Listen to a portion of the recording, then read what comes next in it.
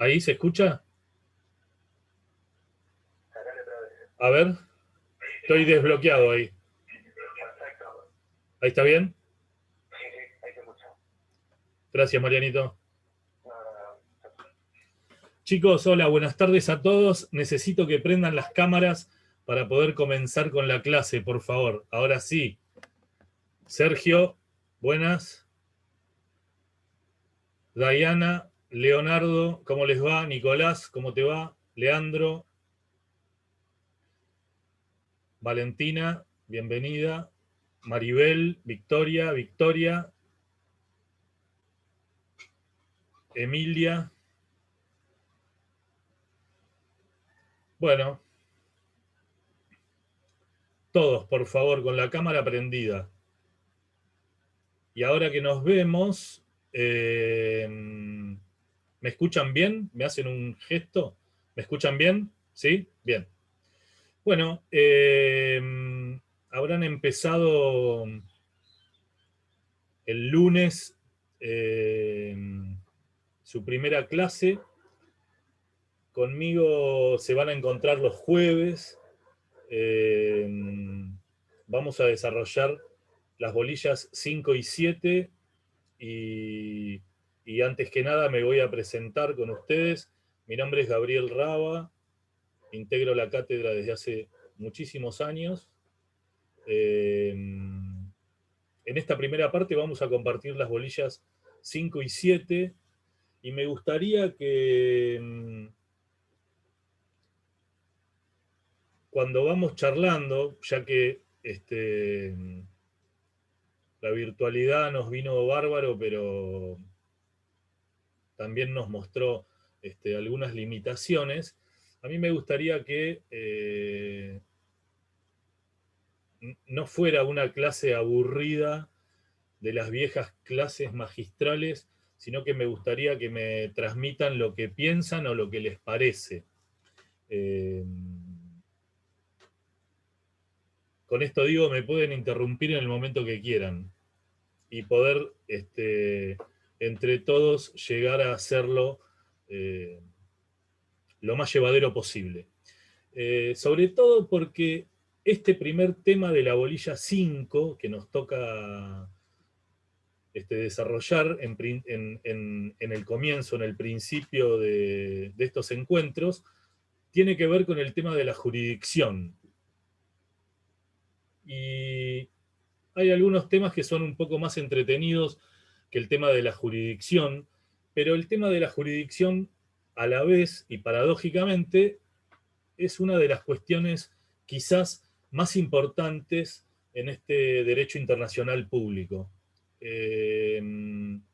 Ustedes van a ver que asisten quizás por primera vez a una materia que no tiene código, y van a ver cómo este ordenamiento, cómo este orden internacional basado en un sistema de cooperación y de consenso entre los actores, ahora vamos a hablar nada más que de los estados por ahora, tiene sus límites y sus barreras justamente en las cuestiones de la jurisdicción, ¿sí? Y para empezar a hablar de jurisdicción, y sobre todo que vamos a hablar de jurisdicción de estados, rapidísimo vamos a hacer un repaso de qué entendemos por estado. Entendemos por estado a una comunidad humana, en principio, capaz de gobernarse a sí misma. Esto significa de manera independiente, o por lo menos a eso aspiramos, o eso es lo que debería ser,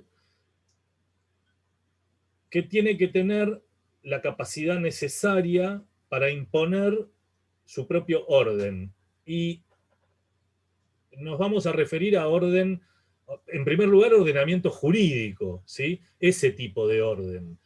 Y además de esta característica, va a tener que tener la capacidad de mantener relaciones, y nosotros cuando hablamos de relaciones ahora hablamos de relaciones jurídicas internacionales. Esto quiere decir con el resto de la comunidad. Y en principio hablaríamos de con los demás estados, por ahora. ¿Por qué por ahora? Porque tuvieron una sola clase y van a ver que el actor por antonomasia en este derecho internacional son los estados. Y con el devenir de los años, y sobre todo en estos últimos 50, 70 años, en la evolución que ha sufrido el derecho internacional, van a ver que hoy lo que denominamos actores, que ayer nomás eran solamente los estados, el grupo se amplió y hoy hay otros actores en este ordenamiento jurídico internacional.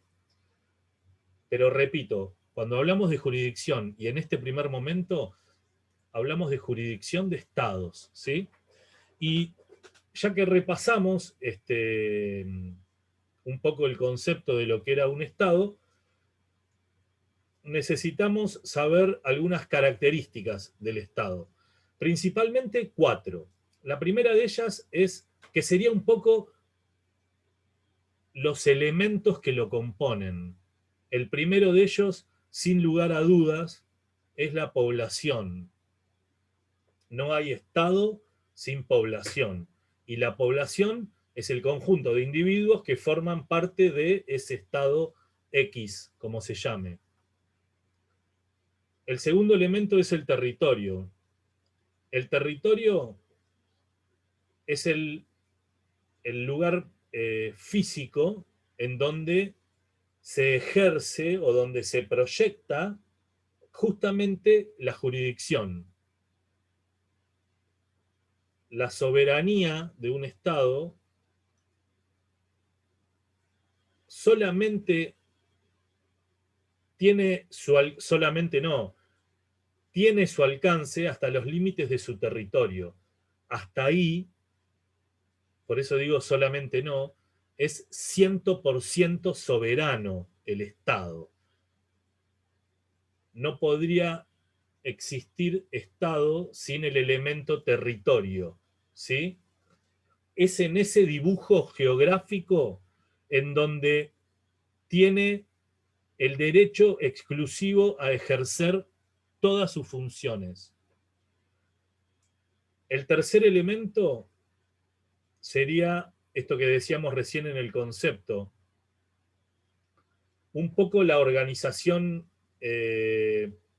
deberíamos decir, la organización política y la organización jurídica. El Estado ejerce autoridad, como dijimos, sobre esa población dentro de ese territorio.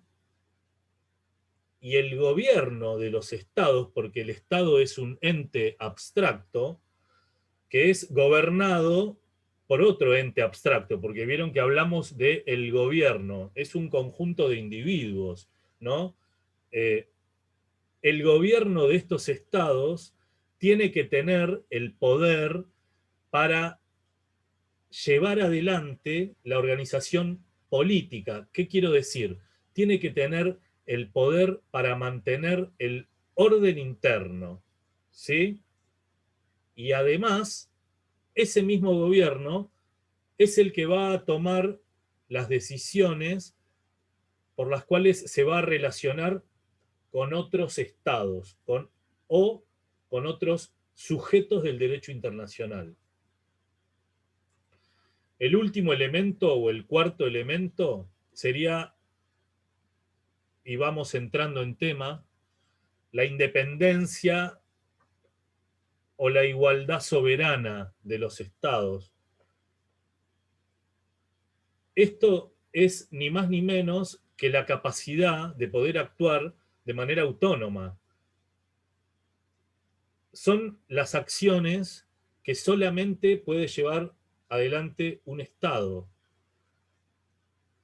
Tener independencia significa tener el poder suficiente para que se aplique lo que ese Estado a través de su gobierno dicta dentro de ese territorio, sin que ningún otro sujeto pueda inferir o ingerir en esas actividades.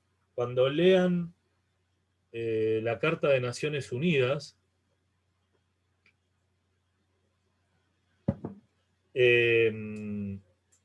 ahora vamos a repasar algún artículo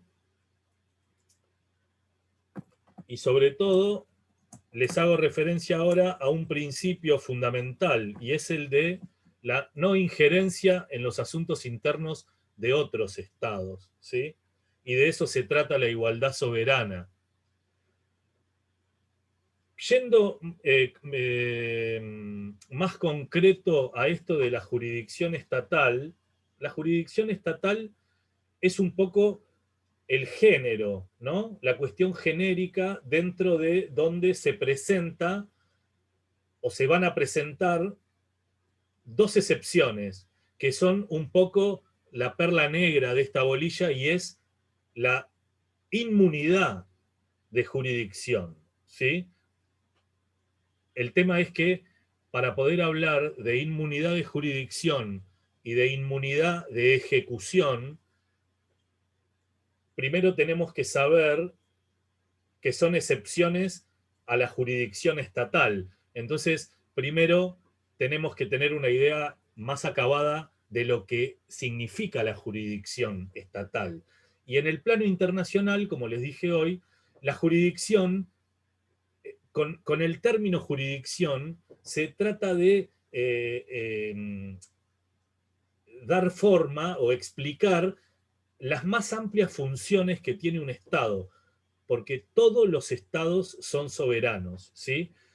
En este sentido es el que el Estado regula y organiza su administración de justicia, y de esa administración de justicia va a venir agarradito de la mano el concepto de seguridad jurídica, ¿sí? Por eso el Estado, y cuando hablamos de jurisdicción, hablamos de que el Estado tiene tres funciones básicas. Formula las normas, ejecuta esas normas y además juzga sus violaciones, ¿sí? Esta triple función del Estado, por regla general, excluye a cualquier otro Estado o a cualquier otro sujeto de esa potestad, ¿sí? Esto significa, esto es la jurisdicción exclusiva del Estado, ¿sí? Y a esta jurisdicción exclusiva le caben estas dos excepciones, la inmunidad de jurisdicción y la inmunidad de ejecución, ¿sí? La contracara de esto sería el individuo, porque estamos viendo lo que puede hacer el Estado y mencionamos las dos excepciones a esa jurisdicción absoluta, a ese poder soberano. Pero la contracara de esto es el individuo, porque tenemos que hablar del individuo, porque tenemos que hablar y pensar en el acceso a la jurisdicción. Hoy, el acceso a la jurisdicción se considera un derecho humano fundamental para el goce, para la tutela de la justicia como fin último, ¿no? Cada Estado atribuye, como dijimos hoy, unilateralmente la extensión del derecho, pero vamos a ver en la segunda parte cómo, por ejemplo, en cuestiones de derecho internacional humanitario, el derecho internacional humanitario establece ciertos estándares o ciertos límites que los estados, a través de los tratados, se han comprometido en respetar. Eso lo vamos a ver después. Pero acá, creo que lo dice el doctor Farinella en el capítulo del libro de la cátedra, que es justamente en la intersección entre la inmunidad de jurisdicción de los estados y el derecho individual de acceder a la jurisdicción, en donde se van a dar los conflictos que vamos a tratar en este capítulo. Lo que creo es que no podemos hablar de conflictos si no sabemos de lo que estamos hablando, no podemos hablar de conflictos si no sabemos con qué o entre quiénes vamos a asistir a algún conflicto, y por eso vamos a empezar a enumerar algunos principios para después poder ver cómo entramos en conflicto con ellos. El primer principio sería el de la igualdad, y hoy les hablé de la Carta de Naciones Unidas. Carta de Naciones Unidas, artículo 2. Che, chicos, cuando yo les nombro algún artículo, alguna jurisprudencia, es posible que sobre eso hablemos en el examen o se les pregunte en el examen. Siempre tomamos nada más que lo que damos en clase, ¿sí? Pero cuando referenciamos algún artículo, alguna declaración, alguna resolución, algún tratado, nunca se les va a pedir un artículo de memoria y nunca se les va a pedir un tratado, pero quizás un artículo de un tratado sobre el que estuvimos charlando en clase. Yo ahora menciono el artículo 2 de la Carta de Naciones Unidas. El artículo 2 básicamente lo que dice es que la organización está basada en el principio de igualdad soberana de todos los miembros que la componen, ¿sí? Esta igualdad que se sanciona en Naciones Unidas, en el nacimiento de la organización, es una igualdad jurídica, no una igualdad de hecho, ¿sí? Había un profesor español, Jiménez de Aréchaga. Jiménez de Aréchaga, ustedes saben que Naciones Unidas, un paréntesis hago acá, ustedes saben que Naciones Unidas, primero, si pudiéramos ver el siglo XX en una regla, vamos a ver que del 14 al 18 se da la Primera Guerra Mundial. En el 19 se crea la Sociedad de las Naciones. La Sociedad de las Naciones básicamente se crea para que haya paz, para que la humanidad nunca más vuelva a pelearse como se peleó en la Primera Guerra Mundial, que si bien hay muchos menos registros de la Primera que de la Segunda Guerra Mundial, la Primera Guerra Mundial fue terrible, millones y millones de personas muertas. Se crea la Sociedad de las Naciones. La Sociedad de las Naciones funciona desde el 19 hasta el 39, porque en el 39, les cuento el final del cuento, no logró su objetivo de mantener la paz, y lo que ocurre del 39 al 44, del 40 al 45, es la Segunda Guerra Mundial, ¿sí? La comprobación de que la Sociedad de las Naciones había fracasado. ¿Cómo arranca, después de la Segunda Guerra Mundial, el segundo intento por crear un organismo universal? Arranca estableciendo claramente cuáles son los principios sobre los que se va a basar. Y así como recién les nombré el artículo 2, uno de ellos, quizás uno de los más importantes, el de la igualdad soberana de los estados. Y por eso lo nombré a Jiménez de Aréchaga. Uno de los órganos de Naciones Unidas es el Consejo de Seguridad. Ya van a ver con alguno de los profesores los órganos de Naciones Unidas.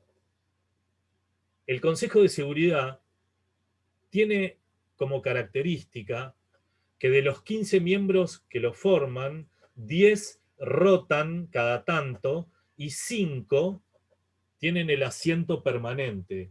Pero eso no sería nada. Tienen el derecho de veto. ¿Y qué significa esto?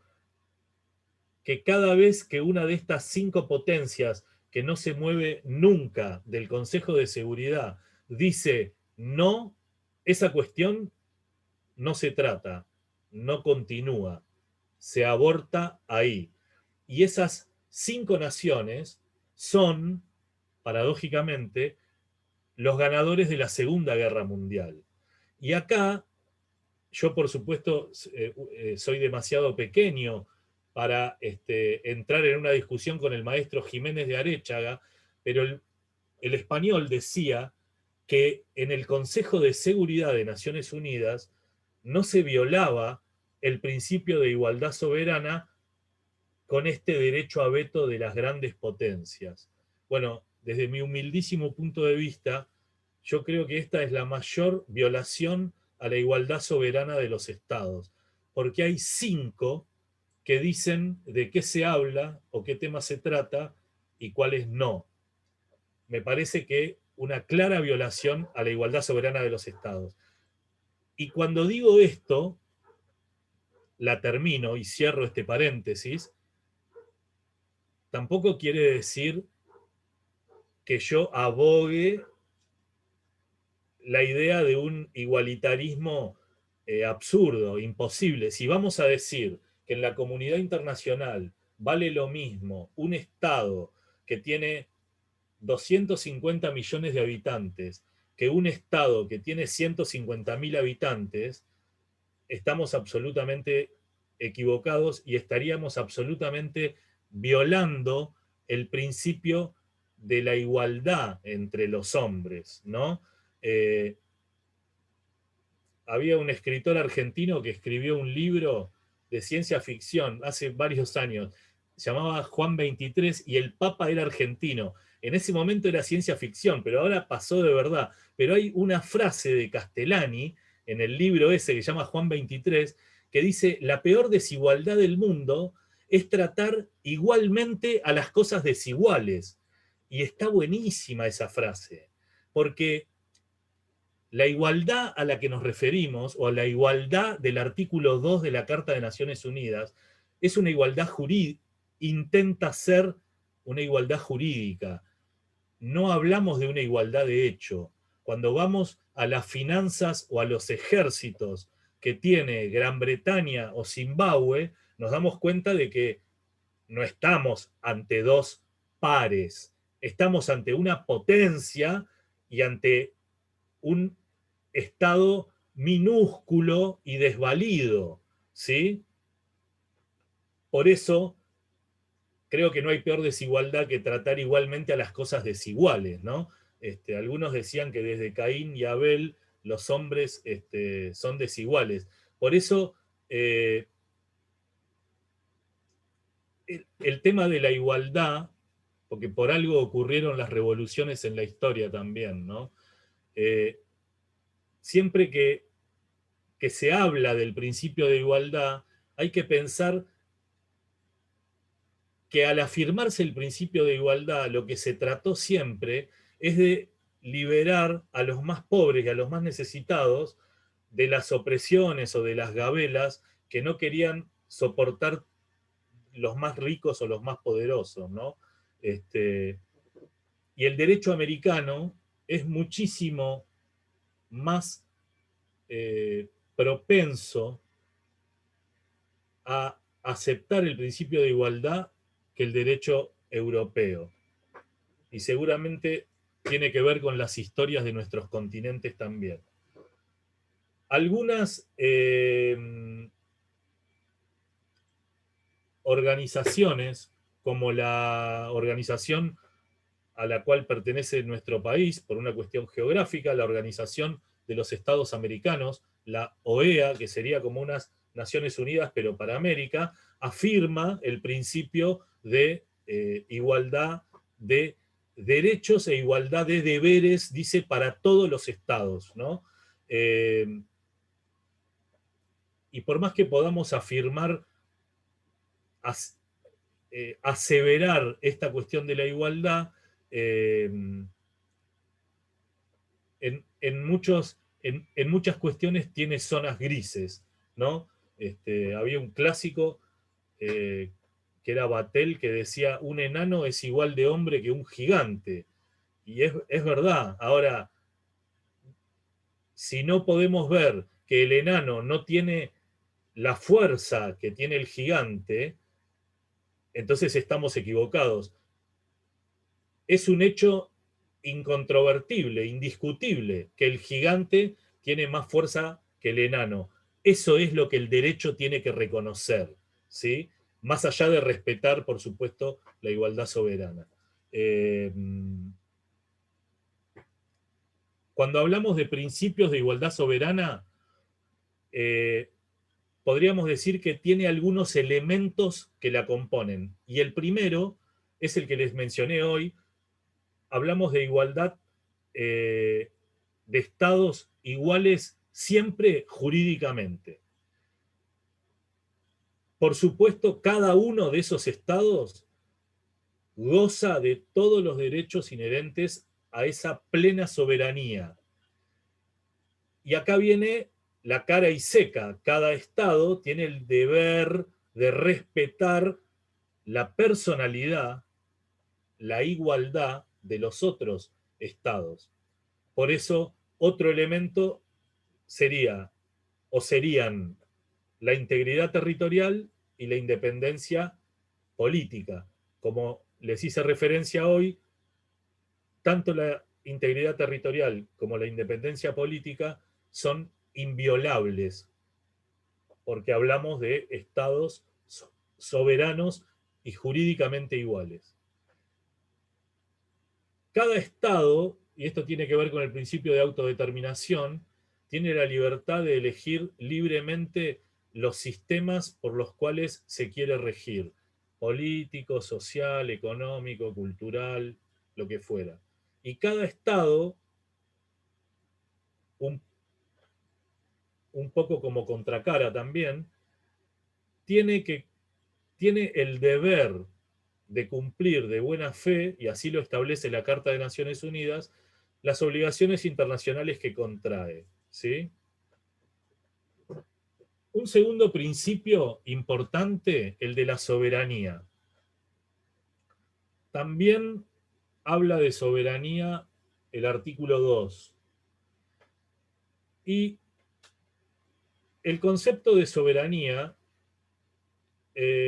tanto desde el punto de vista interno como desde el punto de vista del derecho internacional, siempre se prestó y tuvo distintas teorías, podríamos decir, o corrientes de pensamiento. La soberanía entendida como valor absoluto, es decir, el que detenta soberanía no admite ningún poder superior, es un poco desechada en la creación de Naciones Unidas. Por eso les conté el fracaso de la Sociedad de las Naciones, la Segunda Guerra, y ahí nace Naciones Unidas. Y en realidad yo creo que ese es el espíritu que se le pone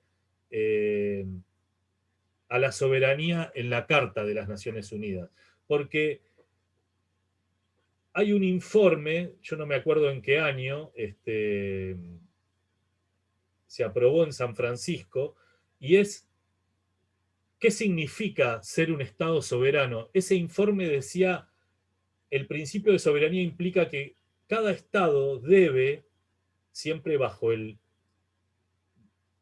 orden o bajo el derecho internacional, cumplir fielmente los deberes y obligaciones internacionales, ¿sí?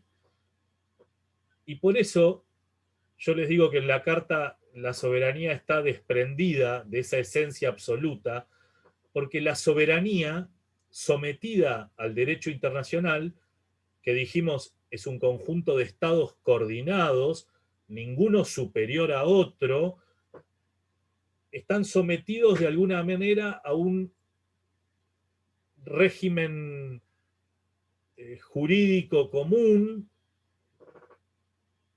y es esa sociedad de estados iguales ante el derecho, pero que no dan vida a un superestado, sino que es una especie de asociación de estados donde cada uno de sus miembros mantiene su independencia. Acá radica acá radica la idea de soberanía, ¿sí? Los autores clásicos, la escuela socialista francesa, Duguit, Selle, Politis, descreían un poco de la soberanía porque decían rompe el orden internacional. Pero justamente el principio de soberanía subsiste y, como les dije hoy, es también uno de los más importantes en cuanto relaciona a un Estado con el otro. Por eso la Carta tiene estipulada esa no intervención en los asuntos internos de otro Estado. Es ahí donde está reconociendo la soberanía de ese Estado, ¿sí? No es porque que en algún momento lo fue. El que era más fuerte iba y se adueñaba del territorio, y cuando venían a reclamarlo, como era más fuerte, se quedaba ahí. Era un derecho de hecho. Ahora, cuando nos referimos a soberanía, no nos referimos a que el que detenta soberanía no tiene freno y hace lo que quiere. No, justamente lo frena la soberanía del otro, ¿sí? El artículo 2 de la Carta, hoy les nombré el párrafo 1, el párrafo 2, y tienen que vincularlo con el párrafo 4 y el párrafo 7. ¿Por qué? Porque el párrafo 4 y el párrafo 7 del artículo 2 le veda a los miembros de la organización y a la organización misma, ¿no?, la injerencia en los asuntos internos de los estados, ¿sí? Es decir, el Estado cede parte de sus derechos en beneficio de la comunidad internacional. Pero en el orden interno, en ese dibujo del territorio del que hablábamos hoy, donde dijimos el Estado es 100% soberano y tiene jurisdicción en esta porción de territorio, ahí no cede su potestad. Ahí ejerce al 100% su soberanía, ¿sí? Por eso se puede decir que soberanía es poder absoluto en el orden interno y es igualdad en el orden externo o Estado frente a Estado, ¿sí? ¿Cómo vamos hasta acá? ¿Se entiende? ¿Vamos bien? ¿Bien? Ok. Eh,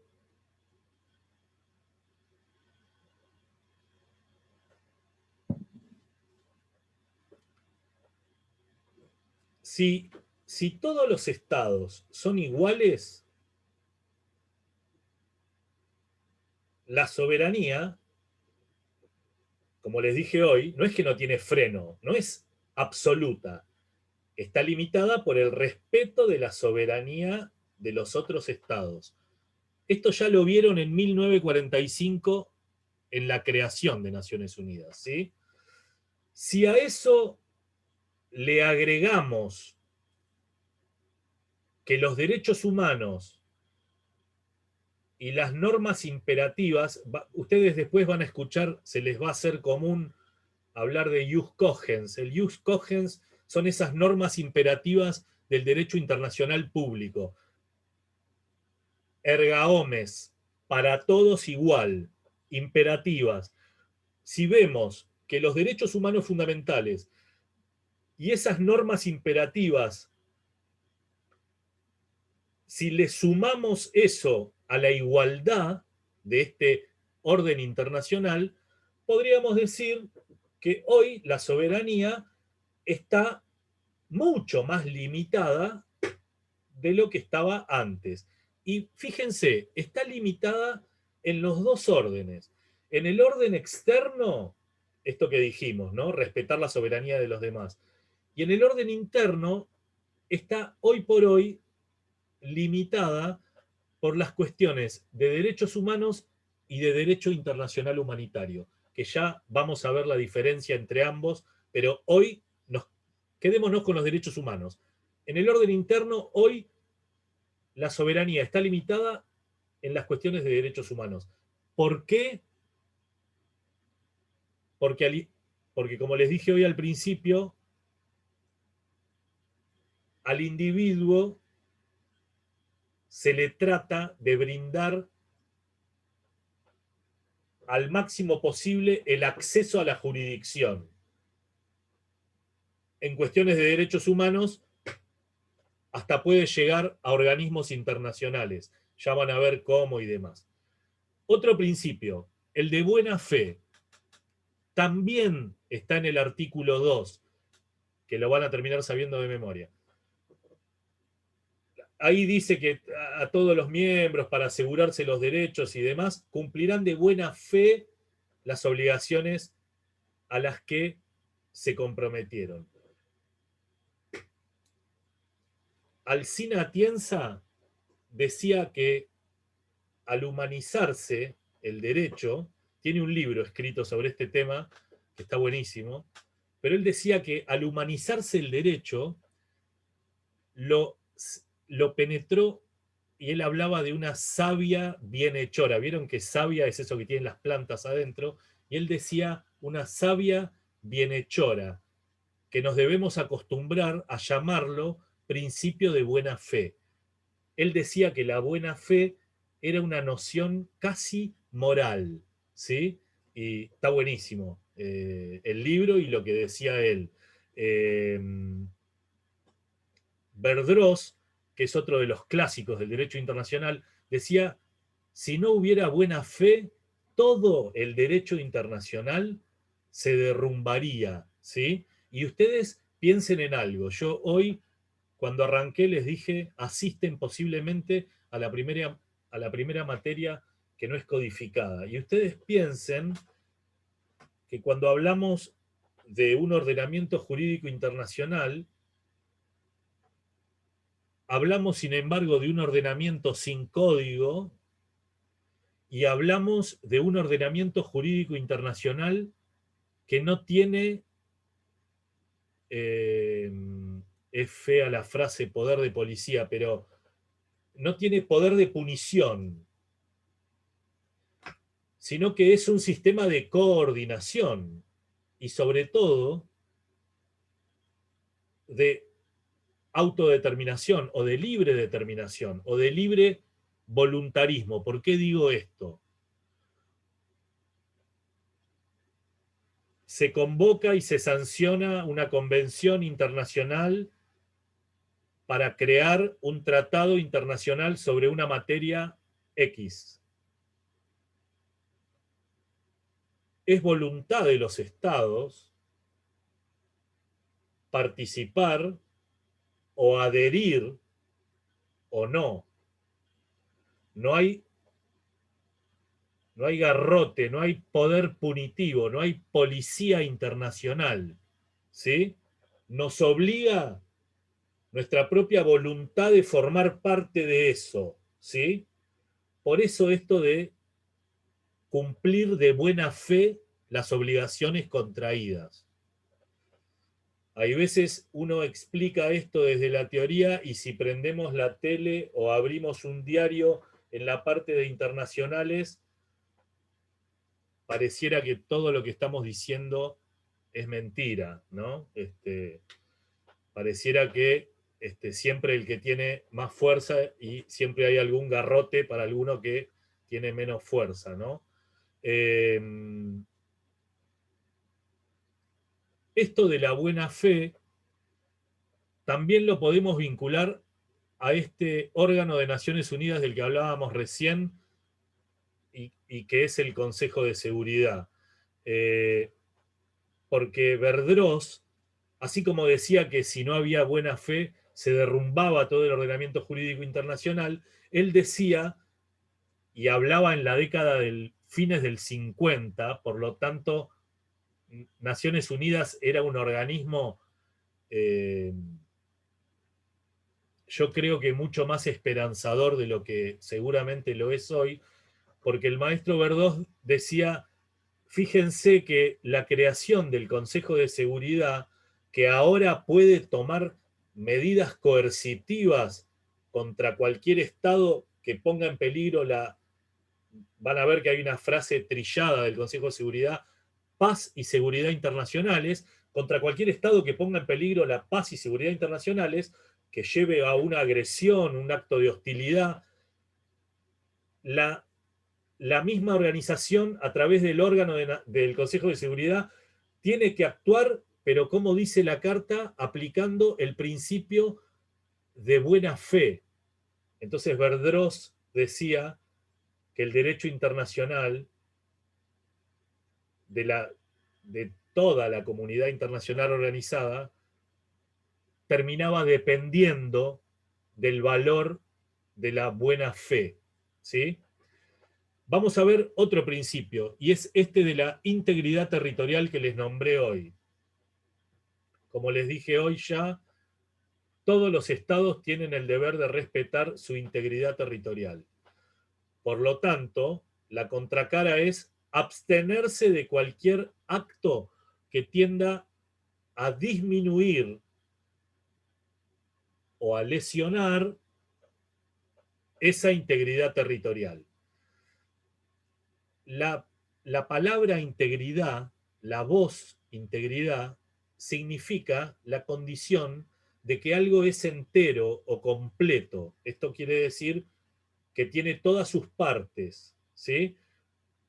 Un Estado conserva su integridad territorial en cuanto conserva su contexto originario, es decir, en tanto y en cuanto ninguna parte de ese dibujo que es su territorio le haya sido mutilado o le haya sido quitado, ¿sí? ¿Cómo está tratado esto en Naciones Unidas? Está tratado en el artículo 2 y también, y justamente, en el párrafo 4, ¿no?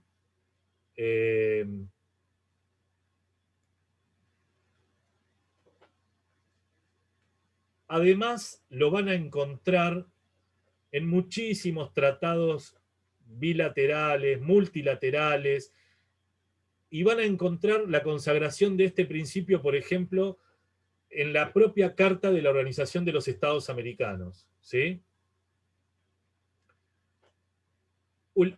Es más, la OEA dice que aún antes de ser reconocido el Estado, tiene derecho a su integridad territorial. Hasta ese punto lo lleva la Organización de los Estados Americanos. Y hay dos resoluciones que yo les voy a mencionar ahora. La primera de ellas es la 2625. En realidad, la resolución 2625, resolución porque es de la Asamblea de Naciones Unidas, en realidad es en sí mismo, es una declaración de principios de derecho internacional. Cuando la lean van a ver que es eso, es una declaración de principios. Y la integridad territorial y la independencia política de los estados se encuentran plenamente reconocidos en esta resolución y en el derecho internacional contemporáneo en general. Ahora, cuando hablamos de integridad territorial y pensamos en nuestro país, ¿qué es lo primero que se les viene a la cabeza?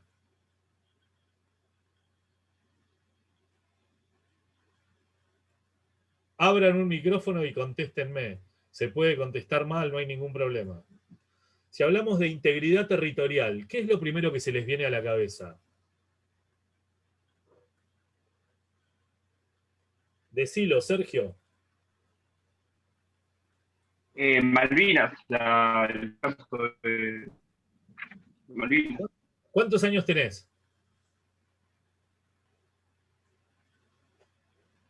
¿Cuántos años tenés vos? 24.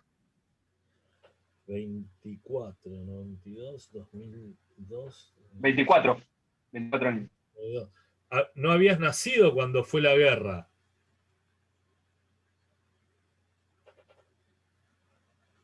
No. No. Malvinas, no.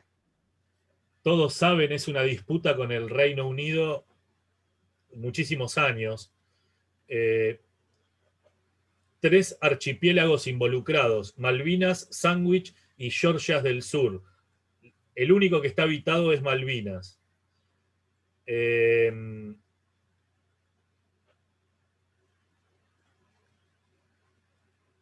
Me voy a quedar corto de todo lo que les quiero decir.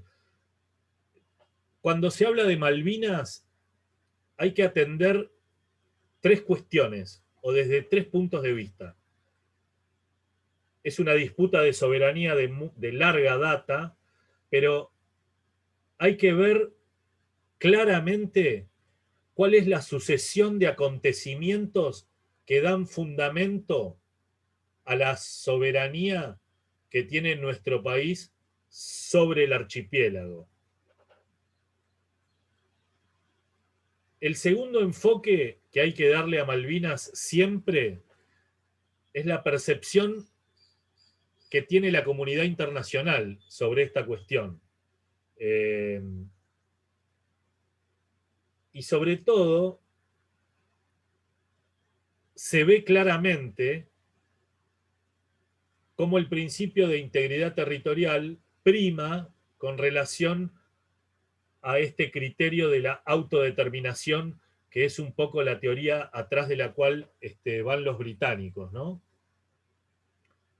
En pleno siglo XXI, para abreviarlo, me parece que Malvinas constituye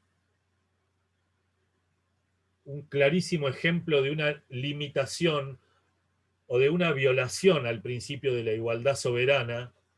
Me parece que Malvinas deslegitima el accionar de Naciones Unidas en cuanto al orden internacional a mantener, y me parece que Malvinas es un poco la evidencia más rotunda de que, comenzado ya, entrado el siglo XXI, la voluntad de las grandes potencias termina siendo motivo suficiente para poder mantener, aún hoy, un enclave colonial a 16.000 kilómetros de casa del otro lado del mundo, y demás.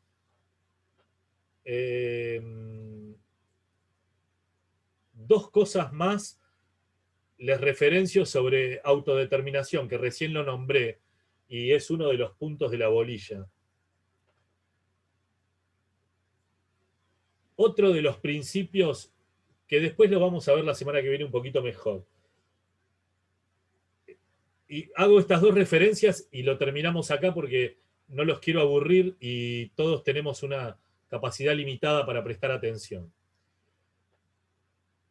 Autodeterminación de los pueblos o principio de libre determinación de los pueblos. Es el derecho que tiene un pueblo a decidir libremente su condición política, su forma de gobierno, sus formas de desarrollo social, económico, y a estructurar libremente, por supuesto, ¿no?, sus instituciones o sus organizaciones. Digo libremente, sin injerencia, sin intervención externa, ¿sí? En el más amplio respeto de los derechos esenciales de las personas. Es un principio muy importante del derecho internacional, y genera obligaciones para los estados. Ya después lo vamos a ver, hay inclusive resoluciones, hay todo un proceso de descolonización de las potencias europeas en África que se da a partir de la década del 60, bla, bla, bla, bla. Pero quiero hacer una referencia, antes de terminar nuestro encuentro de hoy, a la autodeterminación de los pueblos indígenas. Los pueblos indígenas, o los pueblos, o las comunidades aborígenes de lo que hoy son nuestros estados, permítanme un paréntesis. Yo quiero que lo traten de ver de afuera para adentro para entenderlo de la mejor manera posible. Este derecho internacional público que estudiamos es básicamente un derecho internacional público occidental y europeo. Y sépanlo, si bien hay enormes internacionalistas latinoamericanos, enormes y reconocidos en todo el mundo, pero nuestro continente, nuestra cultura, siempre ha tenido esa inclinación por el eurocentrismo y siempre tratamos de ver todo desde la prisma del eurocentrismo. Y este derecho internacional público del cual hablamos ahora es un derecho internacional público occidental y europeo. Y de ahí nos vino a nosotros, como colonias que fuimos, o, o, o que fuimos o que somos. Estamos ahí.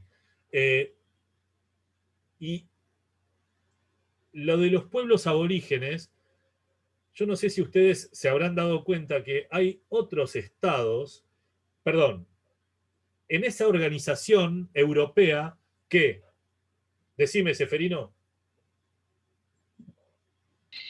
Sino que, aparte, por ejemplo, uno ve con la disputa con los mapuches, por ejemplo, en el sur, o cosas que han pasado en el norte, cómo el Estado avasalla los derechos de esas poblaciones indígenas, y nosotros hemos tenido no solo la cuestión esta con Inglaterra, sino, por ejemplo, la cuestión limítrofe con Chile, por ejemplo, ¿no?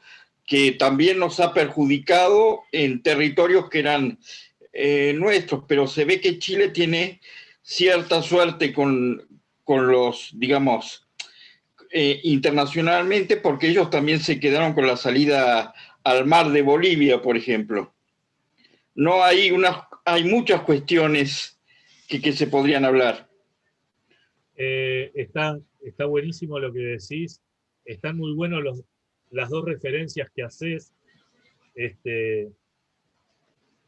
Sobre todo en el sur, y sobre todo lo vimos en la guerra de Malvinas, creo que prestarle base y territorio a los ingleses también, los adolescentes de hoy dirían garpa, ¿viste? Eso garpa bien.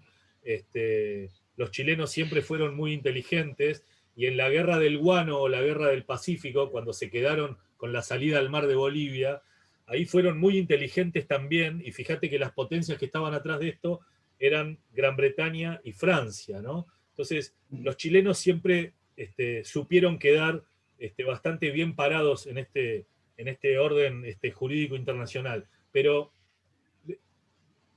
quiero cerrar esta idea de este derecho occidental europeo organizó los estados en la Paz de Westfalia. La Paz de Westfalia fue una convención internacional, quizá la primera, en donde se terminaba el sistema feudal y el mundo quedó organizado en estados. En Westfalia se estableció lo de par imparem notabet imperium. Todos somos iguales. Entre pares no podemos juzgarnos. Cada estado es soberano y cada estado es una voz y un voto. Les digo, desde mi punto de vista, el órgano más democrático de Naciones Unidas, sin lugar a dudas, es la Asamblea General. Porque en la Asamblea General cada estado es una silla, un micrófono y un solo voto. Ese debe ser el órgano más democrático de Naciones Unidas. Quizá la contracara de ese Consejo de Seguridad. Pero digo, así quedaron organizados los estados y así lo conocemos nosotros. Pero antes de que los estados tengan el dibujo y la forma que hoy le conocemos estuvieron habitados ni más ni menos que por nuestros antecesores, por esos pueblos originarios, no importa en qué lugar del mundo, originarios porque estuvieron desde el principio asentados y viviendo en ese territorio. Y hay veces, con esto que decía Ceferino recién, hay veces cuando uno ve la cultura de Nueva Zelanda o de Australia y la veneración que tienen y que hacen de sus pueblos originarios, en cada uno de los actos, en cada una de las manifestaciones, en cada uno de los torneos de rugby, en donde los traen a que presenten sus danzas originarias, cómo respetan su idioma, sus costumbres, su territorio. Nosotros somos quizás el claro ejemplo de todo lo contrario, ¿no? La campaña al desierto, la Patagonia, hoy copada por europeos millonarios que no nos hicieron ni más ni menos que perder soberanía, porque esa es una manera de perder soberanía, ¿no? Cuando un particular se adueña de un lago, se adueña de una montaña, se adueña de la parte de una ruta, o cuando se le puede disparar o echar de la manera que sea a los pueblos originarios que defienden ni más ni menos que una porción de territorio. Ustedes imagínense lo que le representa al Estado argentino el territorio que reclaman los mapuches. Es así, así de chiquitito en el dibujo de nuestro mapa, ¿sí? Pero como hice referencia al principio de autodeterminación,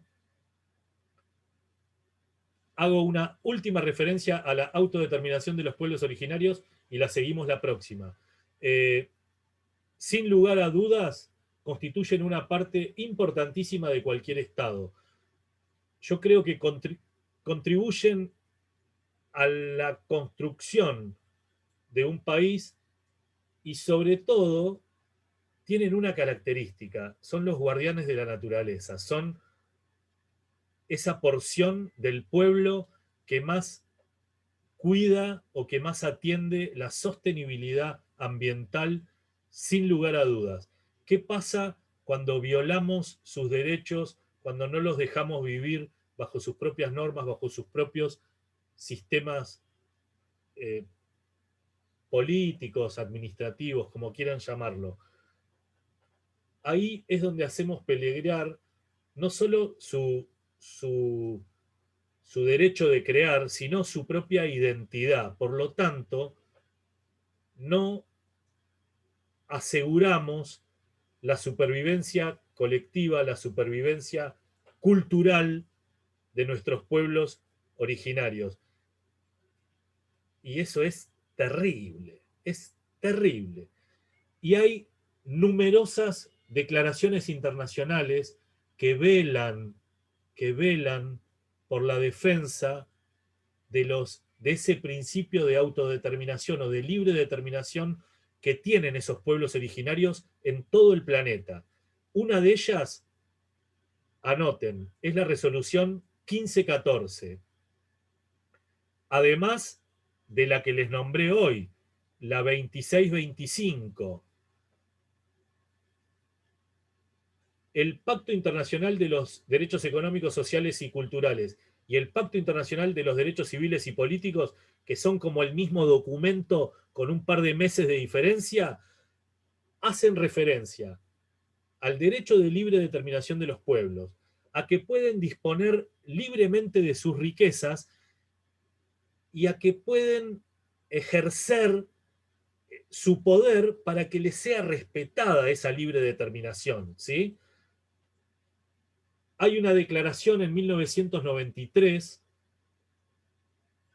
que hace específica referencia a la libre determinación de los pueblos, pero por supuesto tienen resoluciones en OIT, en la Organización Internacional del Trabajo. Hay un la OIT no tiene resoluciones, tiene convenios, perdón. Y hay un convenio de OIT que es el 169, no va a ser pregunta de examen ni nada, se los cuento nomás. Tiene el 169 hace prevalecer un control, un trabajo en conjunto con los distintos pueblos originarios de los distintos estados, en donde hay control, participación, cooperación con los pueblos originarios, justamente para que ellos puedan opinar e incidir en las políticas y en las leyes, por supuesto, OIT, en todo lo que tiene que ver con condiciones de trabajo. Miren, lo último, hay una declaración de Naciones Unidas del año 2007. Esa declaración se llama así, Declaración para los Derechos de los Pueblos Originarios, o de los pueblos indígenas, no me acuerdo. Habla específicamente de la libre determinación y en uno de los primeros artículos, el 3 o el 4, habla de la libre determinación y habla de la autonomía o el autogobierno que tienen que ejercer los pueblos originarios.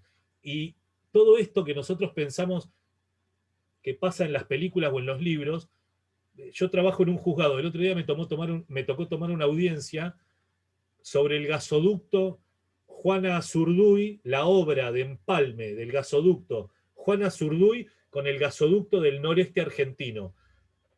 Ustedes dirán una obra de empalme, yo me imaginaba que era un caño que tenía unos metros, que es una obra que, para que se den una idea, uno de los tramos es toda la provincia de Salta, otro de los tramos es la provincia de Formosa, así, una obra, una mega obra.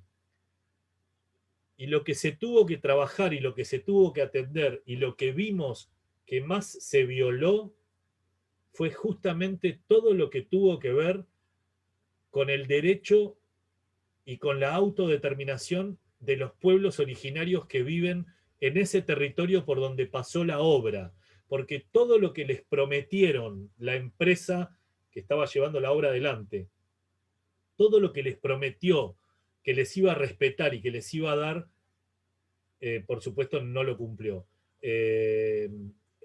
Digo, existen, son verdad, capaz que no viven en la esquina de casa porque no es común que nosotros vivamos en contacto estrecho con integrantes o miembros de nuestros pueblos originarios. Pero sepan que el día de hoy, mientras nosotros estamos acá, ellos están en un territorio que generalmente es arrasado por las topadoras porque barren con los árboles, se llevan la madera, desvían un río, o les hacen un empalme de un gasoducto y les vuelan un terreno sin la más mínima indemnización o contemplación. Muy bien. Alumnos, espero no haberlos aburrido demasiado. ¿Me quieren hacer alguna pregunta? Prendan el micrófono, háganmela. Y si no, nos vemos el jueves que viene a las 3 de la tarde. ¿No hay preguntas? ¿No? Hola, sí, profe. Decime, Profe, Sergio. sí, más que nada una pregunta, tal vez no tan normativa, sino más. Eh, ¿Por qué cree que se tardó? Usted dijo que el derecho internacional público, de alguna manera, entonces se puede decir que es liberal y cristiano. Repetimos. Hay una frase de Erdogan, del presidente de Turquía, que decía: la Unión Europea. Sí, usted dijo nacional público era occidental y cristiano. Y en este sentido yo digo, bueno, entonces sería cristiano y liberal. Pará. Hay una Pará. No, yo dije... La Unión Europea son un conjunto de...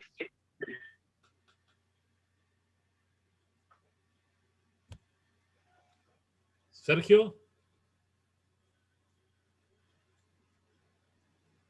Sergio. Sí, sí, Ahí. sí. La Unión Europea, conjunto de... Sí, hola. Sí, te escucho. Sí. Y en este sentido yo pienso, ¿no? Leyendo un poco, iniciándome un poco en el derecho público, cómo de alguna manera se basa casi en principios de derecho canónico, incluso el liberalismo. ¿Por qué se tardó tanto desde la Revolución Francesa, los derechos liberales, hasta el 1945, la Declaración de Derechos, para traspasar esos derechos liberales, digamos, de los individuos a los estados? ¿Por qué de los países, tal vez por los nacionalistas. Pero yo cuando hago, me estoy iniciando en el derecho internacional público, digo, esto es liberalismo y cristianismo, en cierta medida también, son principios parecidos. Y yo digo, ¿por qué se tardó tanto? Si en la Revolución Francesa se instituyeron los derechos, formalmente, ¿no?, la igualdad de derechos del hombre, se tardó hasta el 1945, inclusive más, porque los procesos de descolonización tardaron mucho más, para instituir la sociedad. Mirá, Sergio, es una pregunta buenísima la que hiciste, ¿eh? Yo ni siquiera sé si te la puedo contestar. Lo que sí te puedo decir es que no te tenés que olvidar que al momento de liberté, igualité y solidarité, era igualité y liberté para los que vivían en París y que eran blancos. Porque al momento de la Declaración Francesa, y muchísimos años después,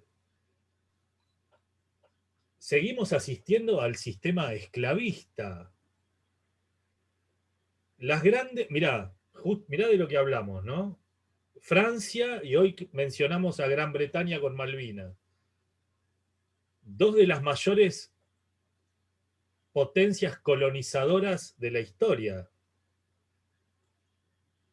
La Declaración Francesa es muy linda, pero yo digo, no nos tenemos que olvidar que al momento de la Declaración Francesa no solo existía el sistema de esclavismo, sino que duró muchísimos años más. Sino la Constitución Americana, un avance enorme, divina, pero hubo esclavos hasta hace 10 minutos. Y Life Black Matters nació hace unos meses. O sea, decime que los negros están integrados. Hablame de igualdad. ¿Por qué? El hombre es un animal extrañísimo. Extrañísimo.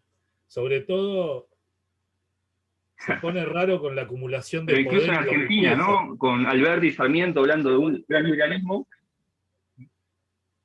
hablando de principios liberales, Alberti y Sarmiento, y sin embargo tenían opinión, y decían totalizadores, ¿no? El Estado tenía que, el imperio, el cuerpo de policía, como que que no eran criollos, si quieres. O la guerra del Paraguay también, que fue apoyado bueno, por Sarmiento. Después Alberti mirá, hay algo. Un poco, pero mirá, hay algo. Eran liberales, pero hasta cierto. Hay algo que caracteriza a la historia del derecho internacional y es el hecho de cómo podés ver en el desarrollo cronológico de las grandes potencias, creo que lo llaman el mantenimiento del poder o algo así.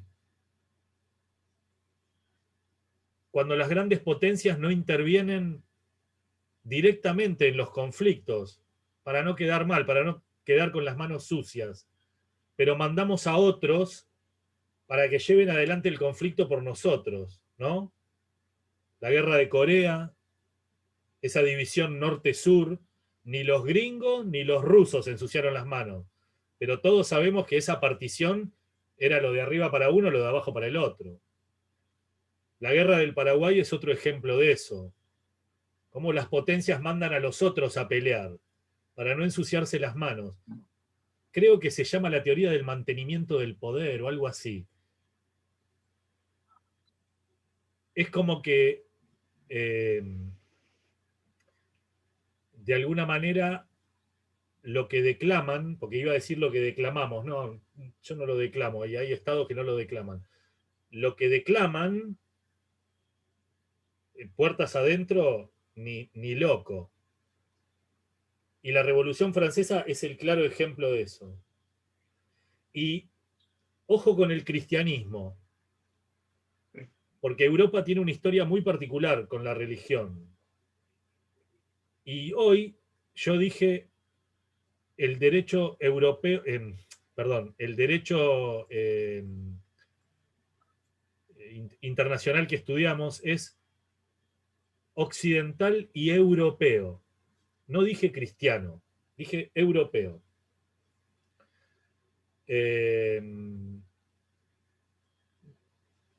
Meter al cristianismo ahora es hacerlo capaz demasiado complicado, pero me encantó lo que preguntaste, está bueno,